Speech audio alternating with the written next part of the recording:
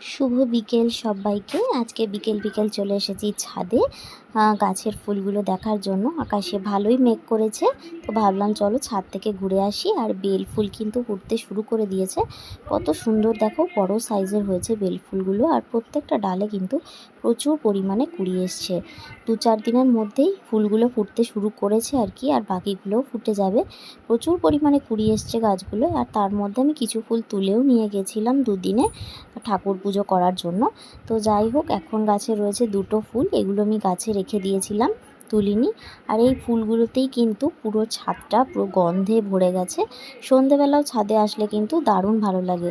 আর এই চন্দ্রমল্লিকা ফুল গাছটা দেখো, সব চন্দ্রমল্লিকা ফুল যখন শেষ হয়ে গেছে, গাছ শুকিয়ে গেছে, এই গাছটায় কিন্তু সবে ফুল ফুটতে শুরু করেছে। আর এই সাদা চন্দ্রমল্লিকাতেও কিন্তু দেখছি প্রচুর পরিমাণে কুড়ি এসছে।